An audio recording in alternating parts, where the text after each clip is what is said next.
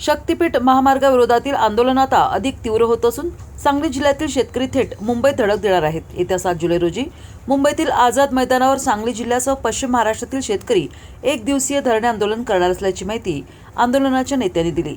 राज्यात सुरू असलेल्या पावसाळी अधिवेशनादरम्यान सरकारने शक्तीपीठ महामार्गाबाबत भूमिका स्पष्ट करावी आणि हा प्रस्तावित महामार्ग रद्द करावा अशी आंदोलनकर्त्यांची प्रमुख मागणी आहे।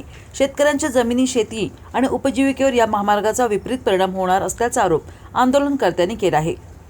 आंदोलनाला राज्यभरातील शेतकरी संघटना आणि ग्रामस्थांचा पाठिंबा वाढत असून मुंबईतील धरणे आंदोलनात मोठ्या संख्येने शेतकरी सहभागी होणार असल्याचा दावा करण्यात आला आहे।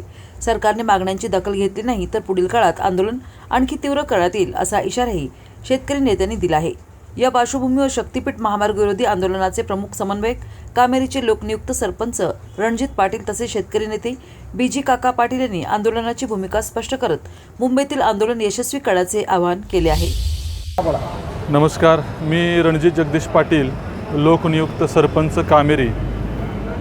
सध्या शक्तीपीठ महामार्ग विरोधी आम्ही सर्वच शेतकरी रस्त्यावरती जवळजवळ 4 महिने आम्ही उतरून आंदोलन करतोय आणि सध्या पावसाळी अधिवेशन सुरू असताना आजपर्यंत आदरणीय जयंत पाटील साहेब आणि आदरणीय बंटी पाटील साहेब हे 2 आमदार जर सोडले तर आत्तापर्यंत शक्तीपीठ महामार्गाविरोधात एकही आमदारांनी शब्द त्या अधिवेशनामध्ये काढलेला नाही। आणि मग सध्या अधिवेशनामध्ये आमदार फोडाफोडी, खासदार फोडाफोडी ह्याच्यावरतीच मग जास्त ते विचारत आहेत का, आमच्याकडचं दुर्लक्ष झालं आहे का त्यांचं। आणि यासाठी आम्ही आमच्या मूळ विषयावरती त्या सर्वांचं लक्ष लागावं, शेतकऱ्यांच्या प्रश्नावरती त्यांनी त्या ठिकाणी जाऊन बोलावं म्हणून आम्ही मंगळवारी 7 तारखेला सकाळी 9 ते सायंकाळी 6 हे 1 दिवसाचं धरणे आंदोलन आम्ही आझाद मैदान या ठिकाणी करतोय। आणि ह्या आंदोलनाचा हेतू असा आहे की त्या सर्व आमदारांनी वर्धापासून सिंधुदुर्गपर्यंतचे ज्या मतदारसंघातून हा शक्तीपीठ महामार्ग जातोय त्या सर्व आमदारांनी ह्या शेतकऱ्यांच्या प्रश्नाकडे लक्ष द्यावं आणि आमचा आवाज तिथे अधिवेशनामध्ये घेऊन जावं आणि या शक्तीपीठ महामार्गाच्या विरोधात आपण बोलावं, अशा हेतूनं आम्ही मंगळवारी 7 तारखेला आम्ही धरणे आंदोलन करतोय। आणि आपल्या माध्यमातून सगळ्या महाराष्ट्रातील सर्व शेतकऱ्यांना आवाहन करतोय, ज्यांना ज्यांना या शक्तीपीठ महामार्गाची जळ पोचते त्या सर्वांनी आझाद मैदानावरती यावं। खरं तर शक्तीपीठ नावाचं एक मोठं भूत शेतकऱ्यांच्या घरादारावर नांगर फिरवणारं फडणवीस आणि प्रायव्हेट लिमिटेड कंपनी महाराष्ट्र राज्य यांनी घातलेलं आहे।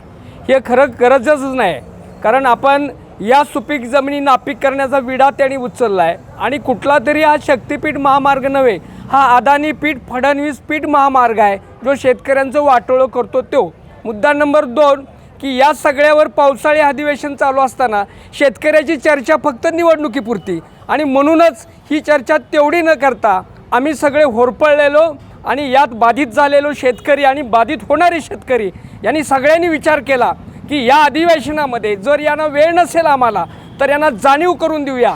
आणि म्हणून मंगळवारी 7 जुलै रोजी आम्ही आझाद मैदानावर येतोय आणि त्यांना इशारा देतोय, बाबांनो, आमदार खासदार फाडाफुडीत आता बघू नका, कमिशन टक्केवारीत लक्ष घालू नका, आमचा जीव निघाला आहे, आमची गुरंढोरं आम्ही विस्थापित व्हायला लागलो आहे।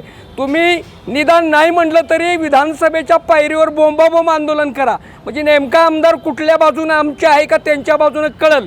आणि म्हणून हा एक इशारा आहे की आमदारांनी आपली कुवत ओळखावी आणि लवकरच विधिमंडळात याचा आवाज उठवावा अशी आमची आर्त हाक आहे। आणि फडणवीस आणि कंपूनं पण ध्यानात ठेवावं की येणारी निवडणूक अजून शिल्लक आहे 29ची, त्याच्या अगोदरच हो दणका देऊन बंद करा, नाहीतर इशारा काफी आहे, एवढंच मी या निमित्तानं सांगतो।